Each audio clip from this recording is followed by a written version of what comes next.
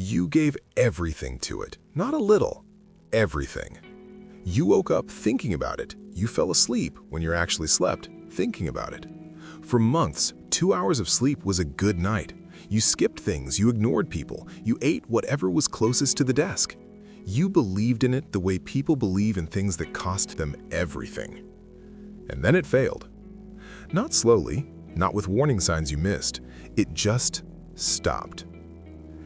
And now you are sitting in that same chair, staring at that same desk, and you cannot move. You cannot start again. You can barely get up. And somewhere in that exhausted brain of yours, a voice whispers, "Maybe I'm just lazy." You are not lazy.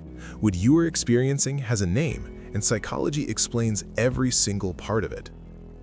Here's the first thing psychology needs you to understand.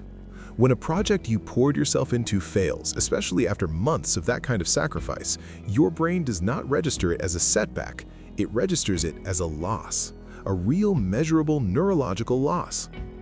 Research shows that the brain processes the loss of a deeply invested goal through the exact same neural pathways as losing a person. The anterior cingulate cortex, the region that registers emotional pain, activates identically whether you lose a loved one or lose something you built your entire identity around. You did not just lose a project. You lost the version of yourself that was going to succeed at it. You lost the future you had already lived inside your head 1,000 times. That is not a small thing. That is a death. And like any loss, it moves through stages. First comes denial, the part of you that keeps refreshing, tweaking, convincing yourself it's not really over. That's your brain's first line of defense against pain it is not ready to process. Then anger. The months, the sleep, the relationships you put on hold. Anger is actually healthy here. It's your nervous system finally letting the magnitude of what happened land. Then bargaining, the 3 a.m. replays, the "what if I had done it differently" loops. Psychologists call this counterfactual thinking, your brain desperately searching for the variable it could have changed to rewrite the ending. And then the stage most people mistake for laziness, the shutdown, the lying there, the not starting, the staring at a ceiling with a to-do list on the table and feeling nothing. That is not laziness. That is your nervous system in a controlled shutdown, conserving what little energy remains after months of operating at maximum output. You are in the correct human response to losing something that cost you that much. Now let's talk about what 2 hours of sleep actually does to a brain, because nobody warned you about this part. Research found that even one night of poor sleep reduces prefrontal cortex function by up to 14%. The prefrontal cortex is the exact region responsible for motivation, decision-making, and emotional regulation. After months of chronic deprivation, the brain enters a state researchers call allostatic overload, where the cost of just existing outweighs the available cognitive resources.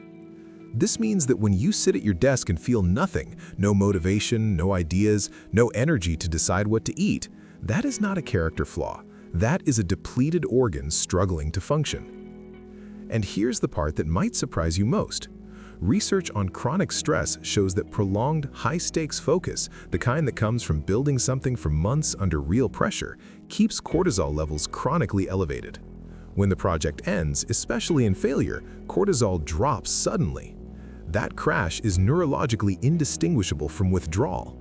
Your body was running on stress hormones as fuel. Now, the fuel is gone. You are not lazy.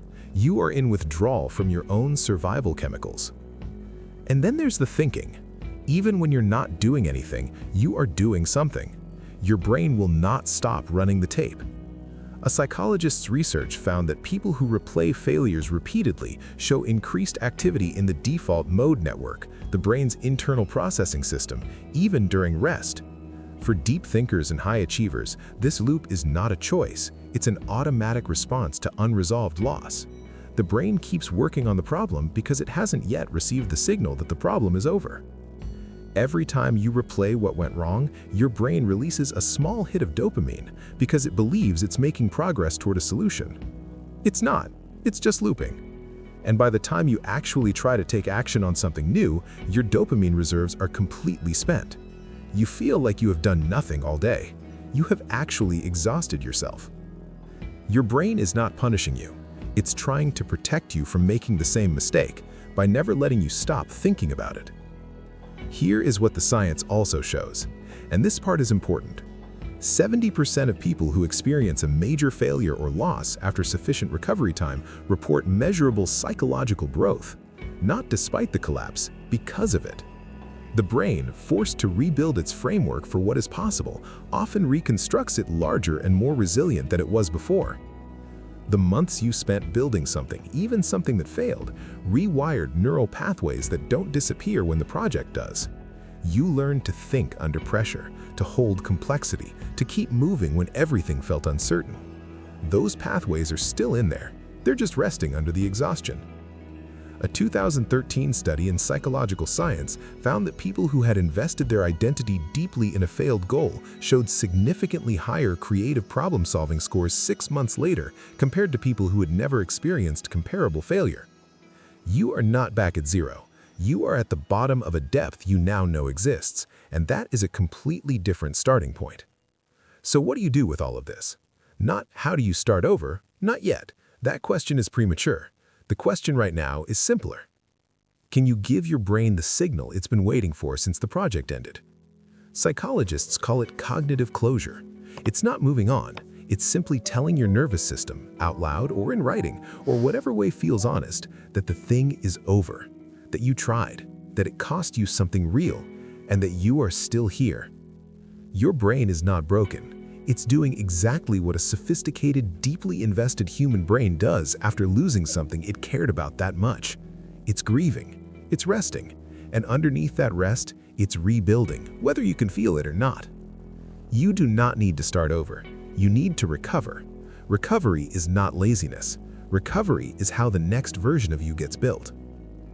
I want to ask you something. Not what are you going to build next? Not yet. Just this. How long have you been running on empty, telling yourself it's laziness? Drop a comment, let's talk about it.